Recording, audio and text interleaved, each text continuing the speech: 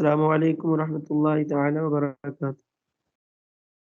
وعلیکم السلام ورحمۃ اللہ وبرکاتہ۔ خیریت سے ہیں آپ حضرت؟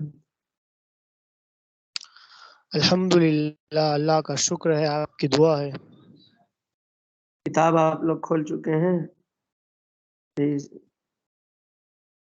جی جی، استنجا کے بعد کی دعا، یہ دعائیں تو یاد کر لی ہوں گی آپ لوگوں نے الحمدللہ۔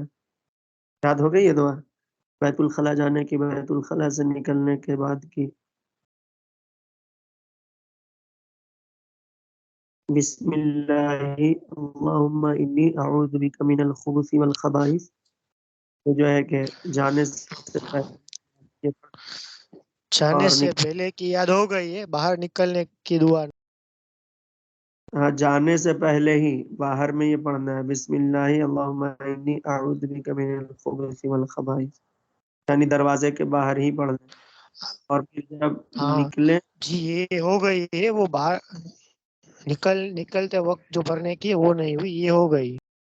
وقت نہیں بلکہ باہر آ جائیں اور نکلتے وقت یہ طریقہ اپنانا ہے کہ داہنا پاؤں یعنی لیفٹ رائٹ والا پاؤں پہلے نکالنا ہے اور پھر اس کے بعد لیفٹ، اور نکلنے کے بعد پھر باہر نکال لے، جب اس کے نکلنے کے بعد یہ دعا پڑھے، ٹھیک ہے؟ اندر میں اللہ کا نام لینا بے ادبی ہے نا، اس لیے نکلنے کے بعد پھر پڑھیں ہاں گے کا جی، اللہ غفرانک الحمدللہ الذی اذهب عنی ما یؤذینی وامسک علی ما ینفعنی،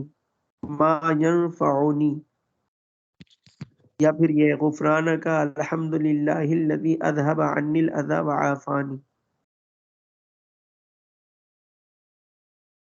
تھوڑا سا فرق ہے، دونوں کا مفہوم مراد ایک ہی ہے، قریب قریب۔ دیکھیں، غسل خانہ میں داخل ہونے کے وقت کی دعا، جب غسل خانہ میں داخل ہو تو کیا دعا پڑھیں گے؟ تو جب طہارت خانے میں جانا ہو تو یہ دعا پڑھ لیں، اس کے بعد اس میں داخل ہو۔ بسم اللہ العظیم، بسم اللہ العظیم وبحمدہ والحمد للہ علی دین الاسلام،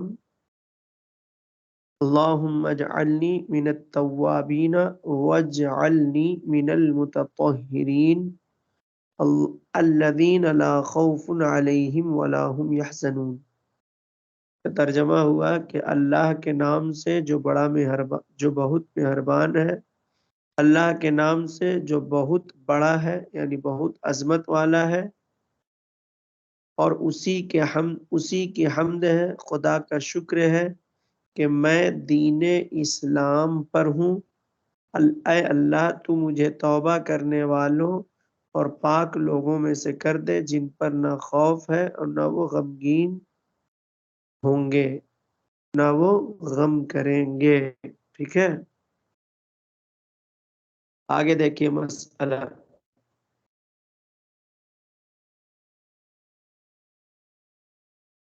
یہ فرماتے ہیں کہ پہلے 3 بار ہاتھ دھوئے، پھر پیٹھ، پھر بیٹھ کر دائیں ہاتھ سے پانی بہائے اور بائیں ہاتھ سے دھوئے، اور پانی کا لوٹا اونچا رکھے تاکہ چھینٹیں نہ پڑے۔ پہلے پیشاب کا مقام دھوئے، پھر پاخانہ کا مقام دھوئے۔ دھوتے وقت پاخانہ کا مقام سانس کا زور نیچے کو دے کر ڈھیلا رکھے اور خوب اچھی طرح دھوئے، یہاں تک کہ دھونے کے بعد ہاتھ میں بو باقی نہ رہ جائے۔ پھر کسی پاک کپڑے سے پونچھ لے، اور اگر کپڑا نہ ہو تو بار بار ہاتھ سے پوچھے کہ براہ نام تری رہ جائے، اور اگر وسوسہ کا غلبہ ہو تو رومالی پر پانی چھڑک لے، پھر اس جگہ سے باہر آ کر یہ دعا پڑھے۔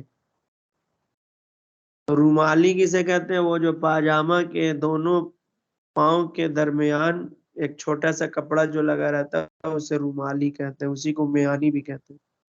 دیکھیں، طہارت خانے سے باہر آنے کی دعا، جب باہر آ جائے تو باہر آ کر یہ دعا پڑھے. ایسا نہیں کہ غسل خانے میں پڑھ لے تب نکلے، بلکہ جب باہر نکل آئے تب اس کے بعد یہ دعا پڑھے. الحمدللہ الذی جعل الماء طہورا والاسلام نورا وقائدا ودلیلا الى اللہ تعالی والى جنات النعیم اللہم حسن فرجی وطہر قلبی ومحص ذنوبی.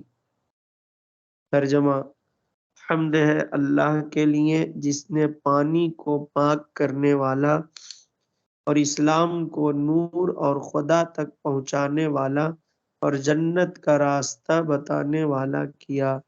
اے اللہ میری شرمگاہ کو محفوظ رکھ اور میرے دل کو پاک کر اور میرے گناہ دور کر. مسئلہ: آگے یا پیچھے سے جب نجاست نکلے تو ڈھیلوں سے استنجا کرنا سنت ہے. یہ چونکہ عرب میں پانی کی قلت ہوتی تھی اس لیے لوگ ڈھیلے کا استعمال کیا کرتے تھے، اور اسی کا طریقہ یہاں بتایا جا رہا ہے کہ آگے یا پیچھے سے جب نجاست نکلے تو ڈھیلوں سے استنجا کرنا سنت ہے، اور اگر صرف پانی ہی سے طہارت کر لی تو بھی جائز، مگر مستحب یہ ہے کہ ڈھیلے لینے کے بعد پانی سے طہارت کرے. ڈھیلوں سے طہارت اس وقت کافی ہوگی جبکہ نجاست سے مخرج کے آس پاس کی جگہ 1 درہم سے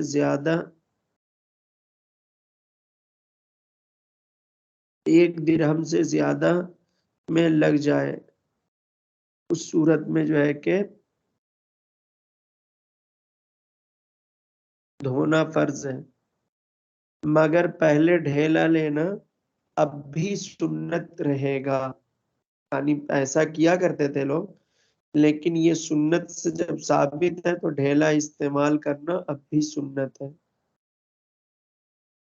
جب نجاست سے مخرج کے آس پاس کی جگہ 1 درہم سے زیادہ آلودہ نہ ہو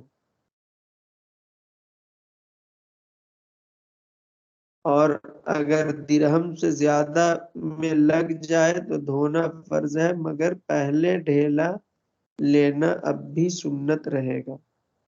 گرمی جاڑے کے استنجے کا فرق دیکھیں. اب جب ڈھیلے لینے کی بات آئی تو اس میں جاڑے میں اور گرمی میں الگ الگ طریقے. پاخارہ کے بعد مرد کے لیے ڈھیلوں کے استعمال کا مستحب طریقہ یہ ہے کہ گرمی کے موسم میں پہلا ڈھیلا آگے سے پیچھے کو لے جائے اور دوسرا ڈھیلا پیچھے سے آگے کی طرف لائے اور تیسرا آگے سے پیچھے کو لے جائے.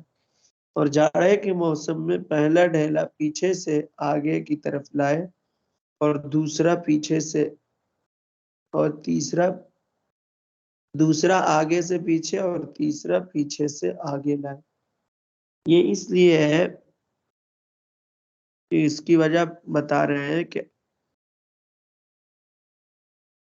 مرد کے لیے جو ہے کہ اس کی شرمگاہ جو آگے کی اس میں سکڑن ہوتا ہے ٹھنڈے کے موسم میں، تو اس لیے فرمایا کہ جاڑے کے موسم میں پہلا ڈھیلا پیچھے سے آگے کی طرف لائے، اور گرمی کے موسم میں وہ تھوڑا سا لوز رہتا ہے، ڈھیلا پڑ جاتا ہے، تو اس لیے فرمایا کہ گرمی کے موسم میں پہلا ڈھیلا آگے سے پیچھے کو لے جائے تاکہ نجاست کا اکثر حصہ پہلی دفعہ میں صاف ہو جائے.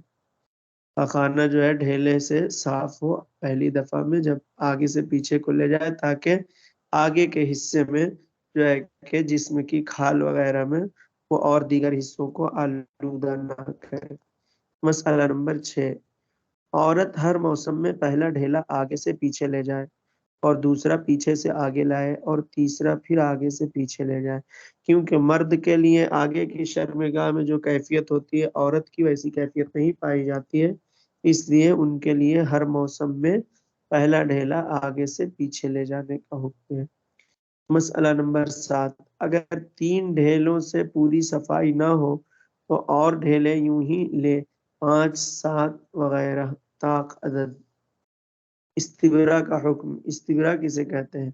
دیکھیے مسئلہ پیشاب کے بعد جس کو یہ خیال ہو کہ کوئی قطرہ باقی رہ گیا پھر آئے گا، تو اس خیال ہو کہ کوئی قطرہ باقی رہ گیا یا پھر قطرہ آئے گا، تو ایسے شخص پر یعنی اس پر استبرا واجب ہے، یعنی پیشاب کے بعد ایسا کام کرنا کہ اگر قطرہ رکا ہو تو گر جائے۔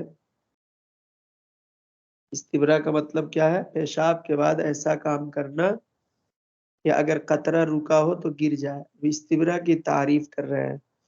استبرا ٹہلنے سے ہوتا ہے یا زمین پر پاؤں مارنے سے ہوتا ہے یا اونچی جگہ سے نیچے اترنے یا نیچی جگہ سے اوپر چڑھنے سے ہوتا ہے یا داہنے پاؤں کو بائیں اور بائیں کو داہنے پر رکھ کر زور دینے سے ہوتا ہے یا کھنکھارنے یا بائیں کروٹ لیٹنے سے ہوتا ہے۔ استبرا اتنی دیر تک کرنا چاہیے کہ اطمینان ہو جائے کہ اب قطرہ نہ آئے گا۔ استبرا کا حکم مردوں کے لیے ہے، عورتوں کے لیے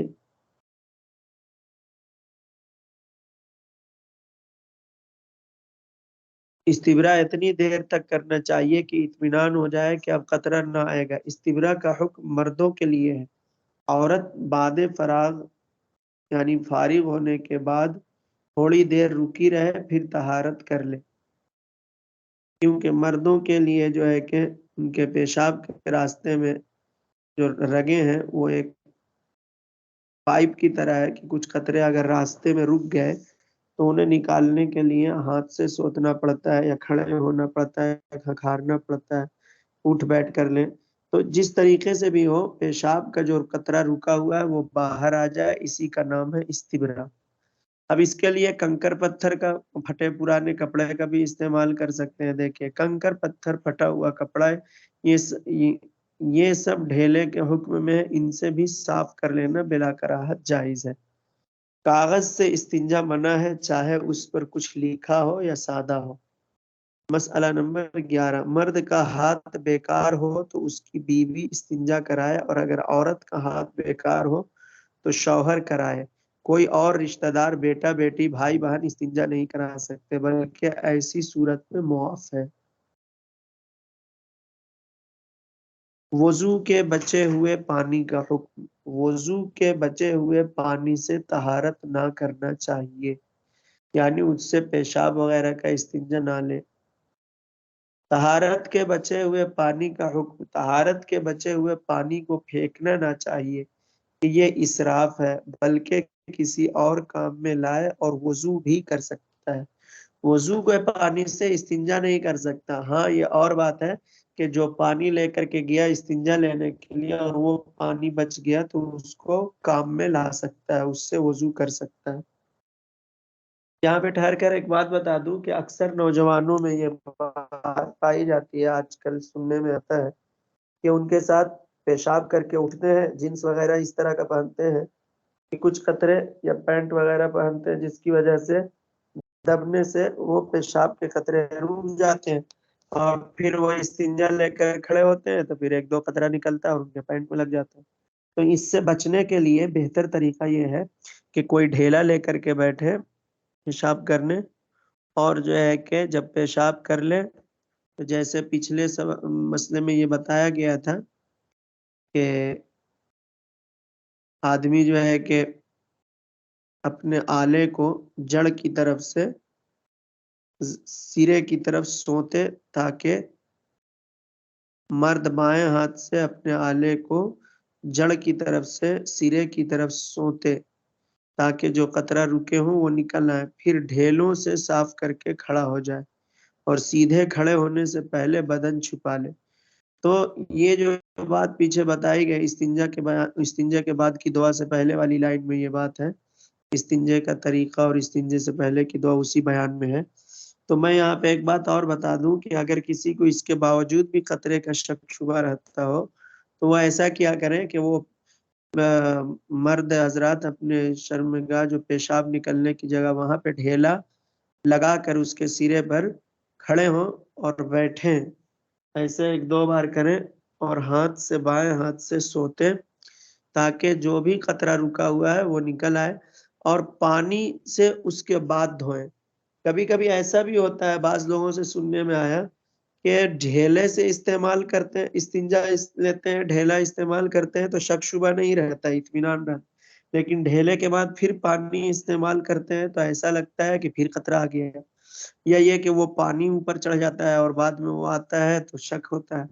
تو ایسے شخص کے لیے بہتر یہی ہے کہ صرف ڈھیلے پر ہی اکتفا کرے، جس سے اسے کامل یقین طہارت حاصل ہو جائے۔ پیشاب کے بعد ویسے بھی ڈھیلا استعمال کرنا سنت ہے، اور پانی استعمال کرنا اس کے بعد مستحب ہے، تو صرف ڈھیلے کو ہی استعمال کر لے تاکہ اسے یقین کامل رہے، اور جاڑے کے موسم میں اس طرح کا زیادہ ہوتا ہے، تو لہٰذا اس بات کا خیال رکھیں۔ اور ڈھیلا مٹی، اینٹ کے ٹکڑے کا بھی ہو سکتا ہے، ایسا ہو جس میں پیشاب کا قطرہ جذب ہو جائے۔ دیکھیے آگے، وضو کے بچے ہوئے پانی کا حکم۔ وضو کے بچے ہوئے پانی سے طہارت نہ کرنا چاہیے۔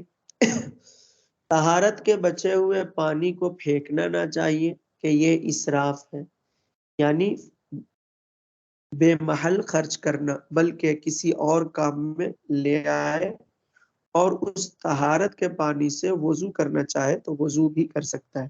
اب ذہن میں ایک سوال آئے گا کہ وضو کے بچے ہوئے پانی سے استنجا نہیں کر سکتے، اور استنجے میں جو پانی استعمال ہوا اس میں جو بچ گیا اس سے کر سکتے ہیں، ایسا کیوں؟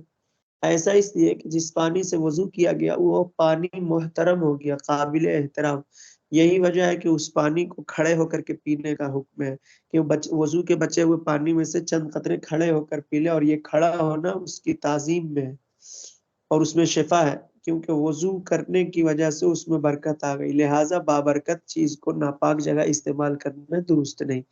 ہاں، اور اس کے برعکس یہ کہ اس کو استنجا کے لیے آدمی صاف ستھرے برتن کو لے کر کے گیا کھیت وغیرہ میں یا کہیں بھی سفر میں ہے، پینے کا پانی تھا، بوتل میں 2 لیٹر کا بوتل لیا ہے اور تھوڑا سا استنجا کی ضرورت آئی، استنجا کر لیا، تو اب بچے ہوئے پانی کو پینا چاہے تو پی بھی سکتا ہے، اور وضو کرنا چاہے تو وضو بھی کر سکتا ہے۔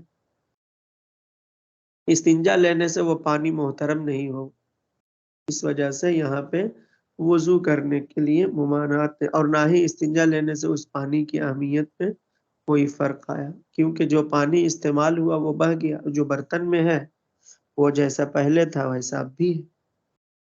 نماز کی دوسری شرط، یہ ساری باتیں طہارت کے سلسلے میں چل رہی تھی جو نماز کی پہلی شرط ہے، اب دوسری شرط یہاں سے شروع ہو رہی ہے، ستر عورت۔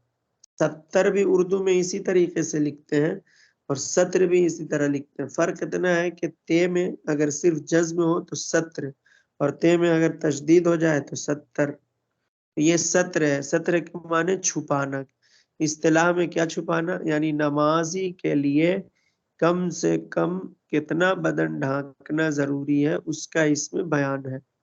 دیکھیے، مرد کے لیے کتنا چھپانا ہے، ناف کے نیچے سے گھٹنوں تک، یعنی اوپر میں پیٹ کی طرف ناف جو ہے وہ ستر میں شامل نہیں، ناف کے نیچے سے اور ادھر گھٹنوں کے نیچے تک، یعنی ادھر گھٹنا شامل ہے، گھٹنے کو چھپانا ضروری ہے کیونکہ وہ ستر میں شامل ہے، ناف چھپانا ضروری نہیں کیونکہ ناف ہم احناف کے یہاں ستر میں شامل نہیں۔ دیکھ، مرد کے لیے ناف کے نیچے سے لے کر گھٹنوں کے نیچے تک عورت ہے، یہاں عورت کا معنی چھپانے کی چیز ہے، یعنی اتنے بدن کا چھپانا فرض ہے، ناف کا چھپانا فرض نہیں، لیکن گھٹنا ڈھکنا فرض ہے، گھٹنے کا ڈھکنا فرض ہے، ناف کا چھپانا ضروری نہیں، فرض نہیں۔ مسئلہ نمبر 2، آزاد عورتوں اور خنثی مشکل کے لیے سارا بدن عورت ہے۔ خنثی مشکل کسے کہتے ہیں؟ یعنی وہ مخنث جس میں مرد و عورت دونوں کی علامتیں پائی جائیں۔ اور آزاد کسے کہتے ہیں؟ آزاد سے مراد ہو جو غلام یا باندی نہ ہو۔ جہاں جہاں بھی اس کتاب میں آزاد کا لفظ آیا اس سے مراد یہی ہے کہ شرعی طور پر غلام نہ ہو۔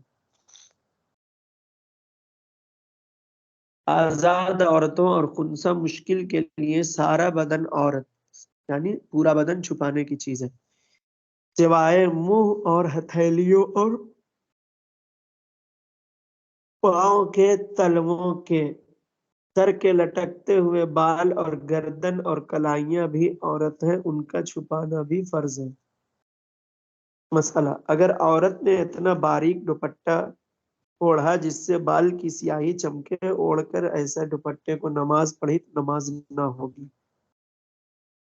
باندی کے لیے سارا پیٹ اور پیٹھ، دونوں پہلو اور ناف سے گھٹنوں تک عورت ہے۔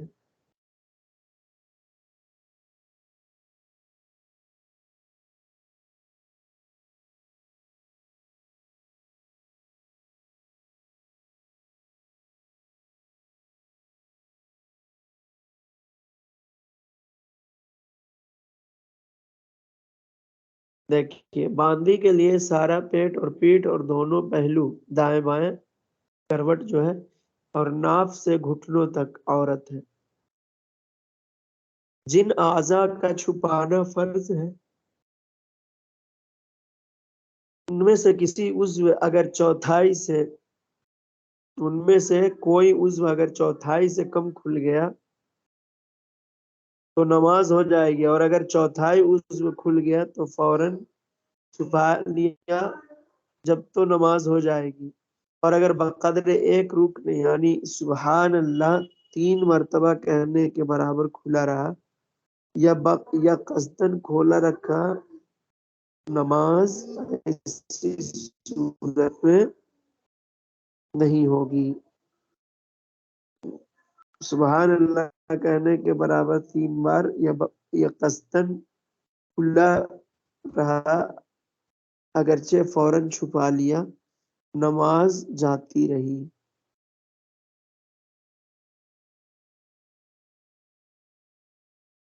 مرد میں اعضائے عورت کتنے ہیں؟ 9، یعنی مرد کے جسم میں وہ حصے جن کا چھپانا ضروری ہے وہ 9 ہے۔ مرد میں اعضائے عورت 9 ہے، کیا کیا؟ نمبر 1 ذکر، یعنی مرد کی وہ شرمگاہ جس سے پیشاب کرتے۔ انثیین، دونوں مل کر ایک، سرین جسے کہتے۔ دبر، پاخانے کا مقام۔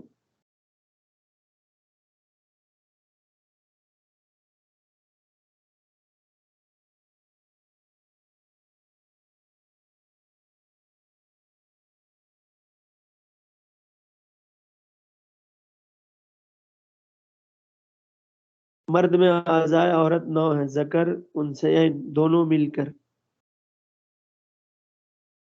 ایک، دونوں مل کر ایک عضو مانا گیا۔ لیفٹ رائٹ جو دونوں ہے سرین اسے ایک مانا گیا۔ نمبر 3 دبر، یعنی پخانے کا مقام۔ ہر ایک سرین ایک ایک مستقل عورت ہے۔ یہ ہو گئے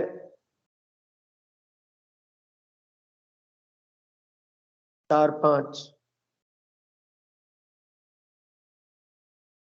6 اور 7 میں ہر ران علیحدہ علیحدہ ایک عورت ہے۔ 8 ناف کے نیچے سے عضو تناسل تک کی جڑ اور اس کی سیدھ میں پیٹھ اور دونوں کروٹوں کی جانب سے مل کر ایک عورت۔ دبر و انثیین کے درمیان کی جگہ ایک مستقل عورت ہے۔ یہ جو 9 اعضائے عورت گنائے گئے ان میں سے ہر ایک ایک عضو ہے، یعنی ایک کا چوتھائی سے کم کھل گیا تو نماز ہو جائے گی۔ اگر چند اعضاء میں کچھ کچھ کھلا رہا کہ ہر ایک اس عضو کی چوتھائی سے کم ہے مگر مجموعہ ان کے کھلے ہوئے اعضاء میں جو سب سے چھوٹا ہے اس کی چوتھائی کے برابر ہے تو نماز نہ ہوئی۔ مثلاً عورت کے کان کا 9واں حصہ اور پنڈلی کا 9واں حصہ کھلا رہا تو مجموعہ ان دونوں کا کان کی چوتھائی کے برابر ضرور ہے، لہذا نماز اس صورت میں نہ ہوگی۔ یہاں سے یہ بھی پتہ چلا کہ عورت کا کان اور پنڈلی دونوں کا چھپا ہونا ضروری ہے۔ نماز شروع کرتے وقت اگر کسی عضو کی چوتھائی کھلی رہی، یعنی وہ حصے جن کا چھپانا ضروری ہے وہ کھلے رہے حصے، اور اسی حالت پر اللہ اکبر کہا تو نماز شروع نہ ہوئی۔ عورت کے اعضاء کا شمار۔ آزاد عورتوں کے لیے علاوہ ان 5 عضو کے جن کا بیان اوپر گزرا سارا بدن عورت ہے، جس میں 30 اعضاء شامل ہیں۔ ان میں سے جس عضو کی چوتھائی کھل جائے نماز کا وہی حکم ہے جو اوپر بیان ہوا، یعنی ماتھے کے اوپر سے گردن کے شروع تک بال جو لٹکتے ہیں، تیسرا اور چوتھا دونوں کان، پانچواں گردن، چھٹا اور ساتواں دونوں شانہ، آٹھواں اور نواں دونوں بازو کونیوں سمیت، 10 اور 11 10واں اور 11واں عضو دونوں کلائیاں یعنی کوہنی کے بعد سے گھٹوں کے نیچے تک، 12واں سینہ یعنی گلے کے جوڑ سے دونوں پستان کے نیچے تک، 13واں اور 14واں دونوں ہاتھ کی پیٹھ، 15واں اور 16واں دونوں پستان، 17واں پیٹھ یعنی سینے کی حد جو اوپر ذکر ہوئی اس حد سے لے کر ناف کے کنارے تک، یعنی ناف کا بھی پیٹ میں ہی شمار ہے، 18واں پیٹھ یعنی پیچھے کی جانب سینے کے مقابل سے کمر تک، دونوں شانوں کے بیچ میں جو جگہ ہے، بغل کے نیچے بغل کے نیچے سینہ کی نچلی حد تک، 20واں اور 21واں دونوں سرین، 22واں فرج، 23واں دبر، 24واں 25واں دونوں رانے، یعنی ہر ران چڈھے سے گھٹنے تک، یعنی گھٹنوں سمیت ایک عضو ہے، گھٹنا ایک عضو نہیں۔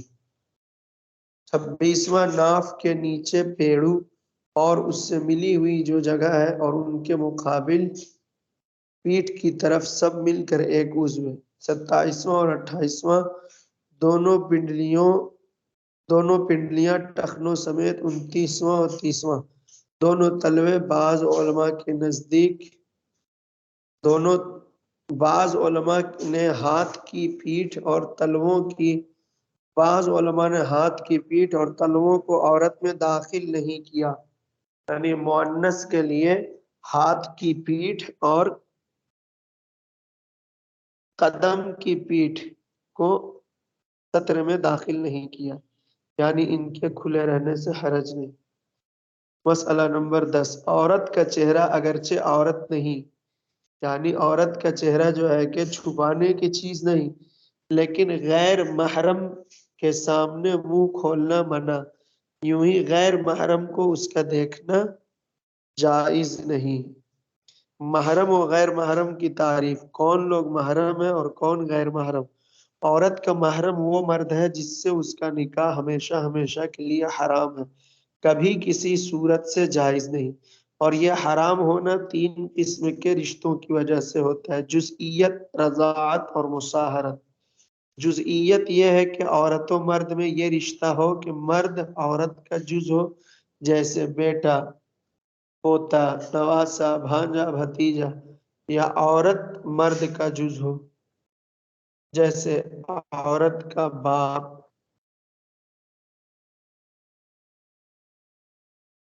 عورت کا دادا، نانا، چچا، ماموں۔ رضاعت یہ ہے کہ مثلاً دودھ شریکی بھائی باپ ہو۔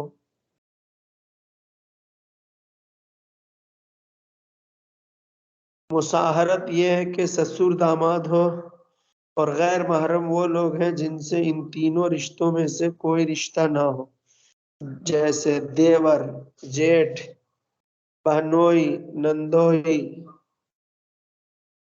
خالو، پھوپھا، چچا، ماموں، خالہ، پھوپھی کے بیٹے وغیرہ۔ غیر محرم سے پردہ واجب۔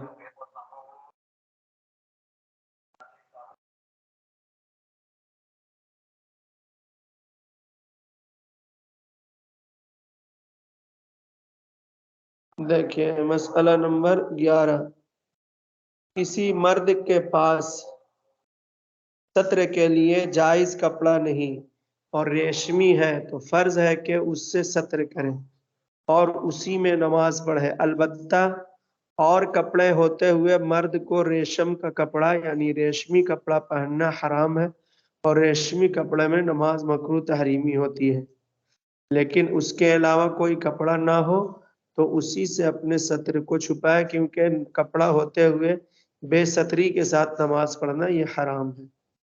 مسئلہ نمبر 12، اگر ننگے شخص کو چٹائی یا بچھونا مل جائے تو اسی سے ستر کرے، ننگا نہ پڑھے، یوں ہی اگر گھاس یا پتیوں سے ستر کر سکتا ہو تو اسی سے ستر کر لے اور اتنا کر کے نماز پڑھے۔ مسئلہ نمبر 13، کسی کے پاس بالکل کپڑا نہ ہو تو بیٹھ کر نماز پڑھے اور رکوع سجدہ اشارے سے کرے، چاہے دن ہو یا رات، گھر میں ہو یا میدان میں۔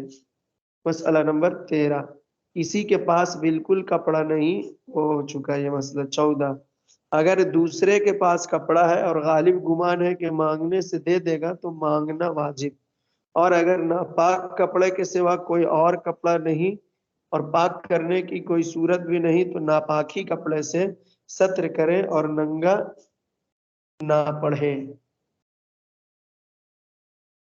مسئلہ نمبر 16، اگر پورے ستر کے لیے کپڑا نہیں اور اتنا ہے کہ بعض اعضاء کا ستر ہو جائے گا تو اس سے ستر واجب، اور اس کپڑے سے عورت غلیظہ یعنی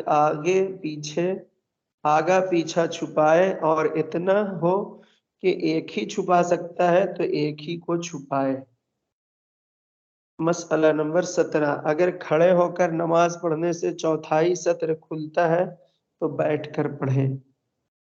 نماز کی تیسری شرط یعنی وقت کا بیان، طہارت، اس کے بعد ستر عورت، اور تیسری شرط کیا ہے؟ وقت، نماز کا وقت۔ فجر کا وقت صبح صادق سے لے کر سورج کی کرن چمکنے تک۔ صبح صادق کسے کہتے ہیں؟ صبح صادق ایک روشنی ہے جو سورج نکلنے سے پہلے سورج کے اوپر آسمان کے پوربی کناروں میں دکھائی دیتی ہے اور بڑھتی جاتی ہے یہاں تک کہ تمام آسمان پر پھیل جاتی ہے اور اجالا ہو جاتا ہے۔ اس روشنی کے ظاہر ہوتے ہی سحری کا وقت ختم اور نماز فجر کا وقت شروع ہو جاتا ہے۔ اس روشنی کے پہلے بیچ آسمان میں ایک لمبی سفیدی پورب سے پچھم کی طرف اٹھتی ہے اور یہ اٹھتی ہوئی نظر بھی آتی ہے، دکھائی بھی دیتی ہے، جس کے نیچے سارا افق سیاہ ہوتا ہے۔ افق مطلب آسمان کا کنارہ جو زمین سے ملا ہوا دکھائی دیتا ہے، وہ اس حصے کو کہتے ہیں افق۔ تو یہ افق سیاہ ہوتا ہے جس کے نیچے سارا افق سیاہی یعنی کالا نظر آتا ہے۔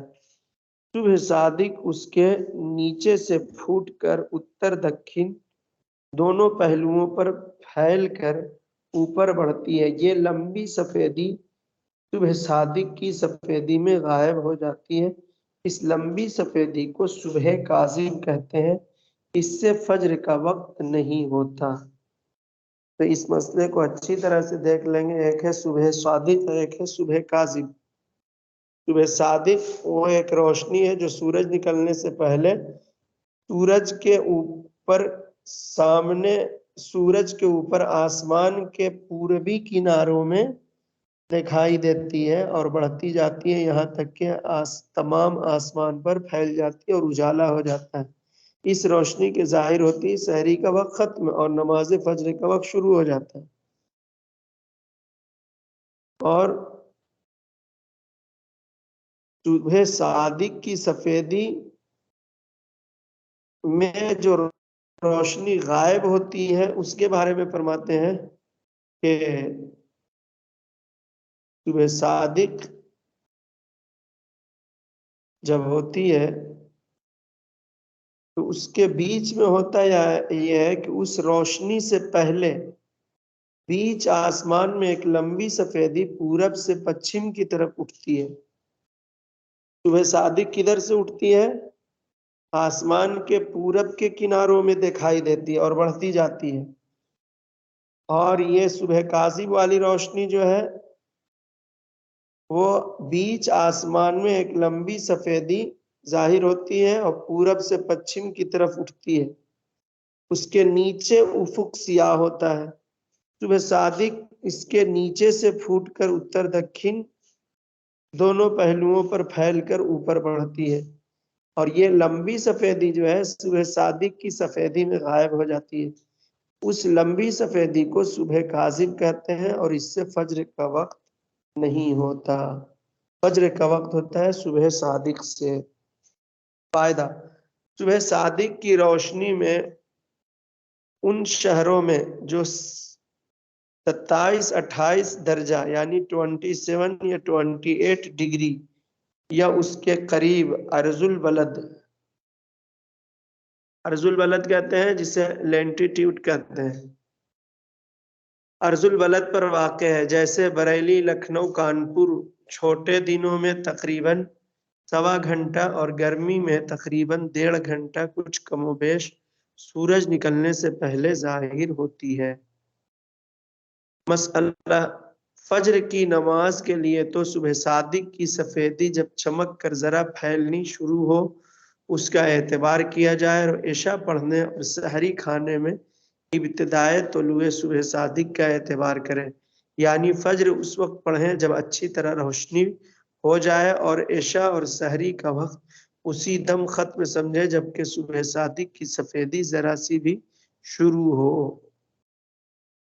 मतलब यह है कहने का कि सहरी के वक्त जल्दी खत्म होता है और ये सुबह सादिक की सफेदी जरा सी भी शुरू हो सहरी का वक्त खत्म।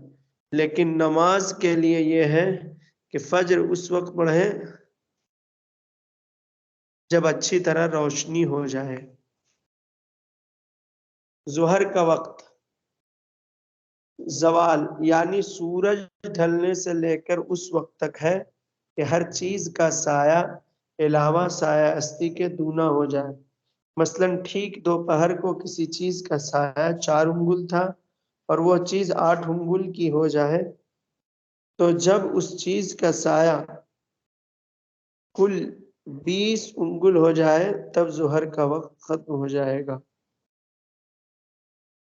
साया असली की तारीफ, साया असली वो है कि जो ठीक दोपहर के वक्त होता है जब आफताब खत्ते निस्फुन नहार पर पहुंचता है, यानी बीच आसमान में, यानी ठीक बीचों बीच आसमान पर कि पूरा पश्चिम का बराबर होता है तो ये ठीक दोपहर होती है। उस जगह से जरा पश्चिम को झुका और जोहर का वक्त शुरू हुआ। फायदा, सूरज की पहचान ये है कि सूरज ढलने की पहचान ये है कि बराबर जमीन पर एक बराबर लकड़ी सीधी इस तरह गाड़ें कि पूरा पश्चिम बिल्कुल झुकी ना हो। जितना सूरज ऊंचा होता जाएगा उस लकड़ी का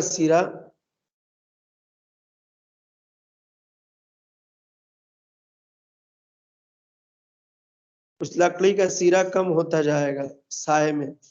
जब कम होना रुक जाए तो ये ठीक दोपहर है और ये साया असली है। उसके बाद साया बढ़ना शुरू होगा और ये इस बात की दलील है कि सूरज खत्ते निस्फुन नहार से झुका और ये जोहर का वक्त हुआ और जुमा का वक्त वही है जो जोहर का वक्त है। असर की नमाज का बयान। असर का वक्त कब से कब तक है? जोहर का वक्त खत्म होते ही असर का वक्त शुरू हो जाता है और सूरज डूबने तक रहता है। फायदा,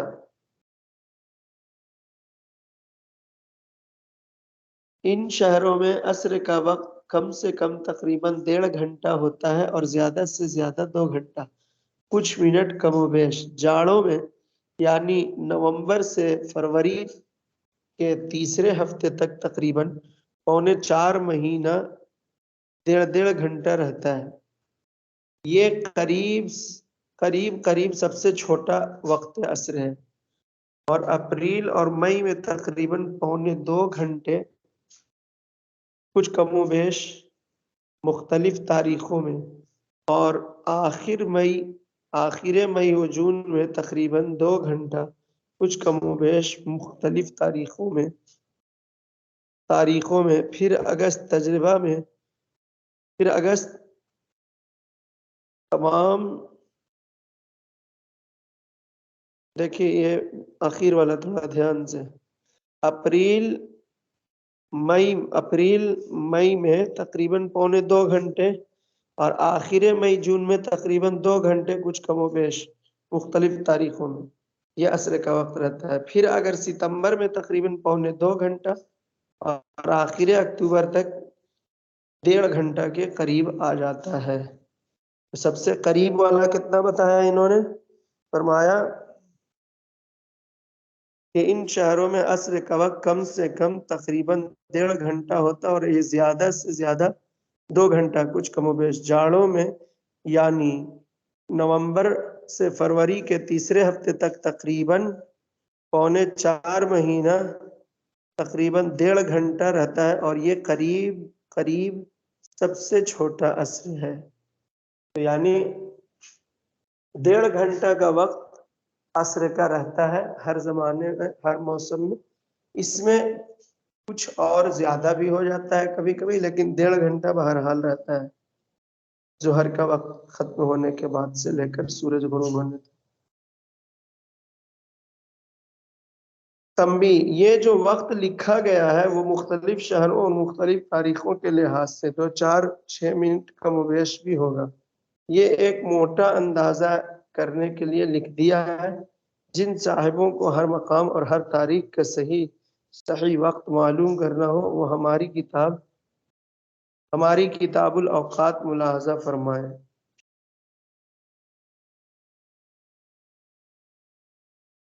مغرب کا وقت سورج ڈوبنے کے بعد سے شفق ہو جانے تک۔ شفق کس کو کہتے ہیں؟ شفق سے مراد وہ سفیدی ہے جو سرخی جانے کے بعد پچھم میں صبح صادق کی سفیدی یہاں ہونا چاہیے، سرخی جانے کے بعد یعنی سرخی ختم ہونے کے بعد، ٹھیک ہے۔ شفق سے مراد وہ سفیدی جو سرخی کے ختم ہونے کے بعد، غائب ہونے کے بعد، جانے کے بعد پچھم میں صبح صادق کی سفیدی کی طرح اتر اور دکھن پھیلی رہتی ہے۔ یہ وقت ان شہروں میں کم سے کم 1.25 گھنٹہ اور زیادہ سے زیادہ 1.5 گھنٹہ ہوتا ہے۔ پتہ چلا کہ مغرب کا وقت ہر زمانے میں، ہر موسم میں کم سے کم 1.25 گھنٹہ ضرور رہتا ہے۔ فائدہ، ہر روز جتنا وقت فجر کا ہوتا ہے اتنا ہی مغرب کا بھی ہوتا ہے۔ تو یہ ایک اور بات پتہ چلی کہ مغرب کا جتنا وقت جس دن ہے اتنا ہی وقت اس دن فجر کا بھی ہے، یعنی 1 گھنٹہ 19 منٹ اگر مغرب کا وقت ہے سورج غروب سے لے کر عشاء کا وقت شروع ہونے تک، تو اس دن فجر کا وقت بھی اتنا ہی ہوگا۔ عشاء کا وقت شفق کی سفیدی غائب ہونے کے بعد سے لے کر صبح صادق شروع ہونے تک۔ شفق کی سفیدی غائب ہونے کے بعد ایک لمبی پورب پچھم پھیلی ہوئی سفیدی بھی ہوتی ہے، اس کا کچھ اعتبار نہیں، وہ مثل صبح کاذب کے ہے۔ اس سے پہلے مغرب کا وقت ختم ہو جاتا ہے، اور اس کے ہوتے ہوئے بھی عشاء کا وقت ہو جاتا ہے۔ وتر کا وقت وہی ہے جو عشاء کا وقت ہے، البتہ عشاء کی نماز سے پہلے نہیں پڑھی جا سکتی کہ ان میں ترتیب فرض، اور اگر قصداً عشاء کی نماز پڑھنے سے پہلے وتر پڑھ لی تو وتر نہ ہوگی، عشاء کے بعد پھر پڑھنا ہوگا۔ ہاں اگر بھول کر وتر پڑھ لی یا بعد کو معلوم ہوا کہ میں عشاء کی نماز نہیں پڑھی اور وتر وضو کے ساتھ، تو وتر ہو گئی۔ اگر کوئی بھول کر وتر پڑھ لے اور بعد کو معلوم ہو کہ ارے میں نے تو وضو کیا نہیں تھا، عشاء کی نماز تو بغیر وضو کے پڑھی اور وتر کی نماز اس نے وضو کے ساتھ پڑھی، تو ایسی صورت میں اس کی وتر کی نماز ہو جائے گی اور عشاء کی فرض نماز سے پڑھنی پڑے گی۔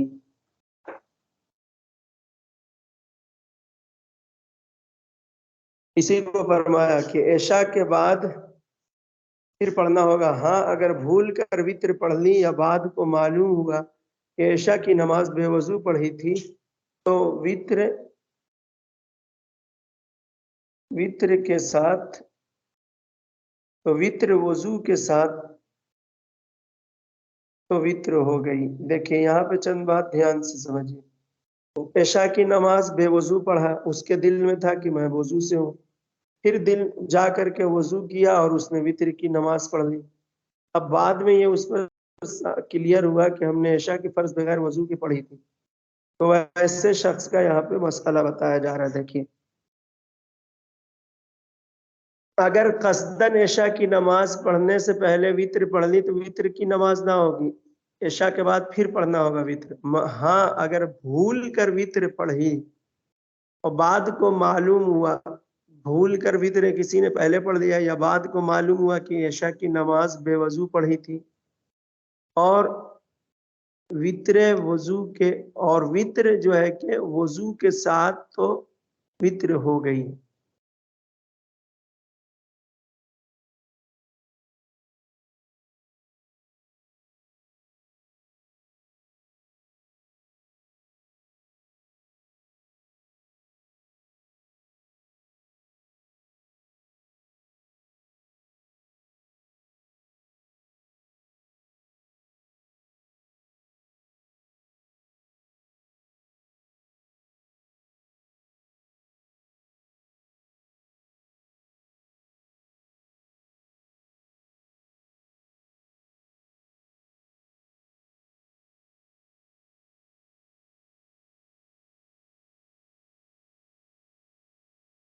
اس مسئلے کو دیکھ لیجئے آخر والا ٹکڑا۔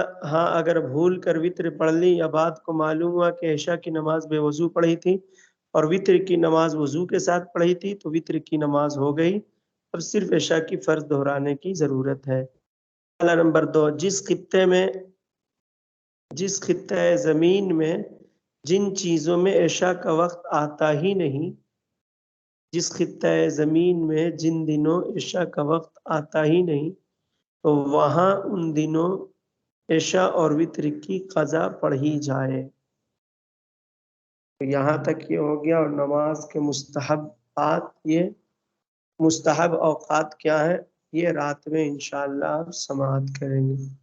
السلام علیکم ورحمۃ اللہ تعالی وبرکاتہ۔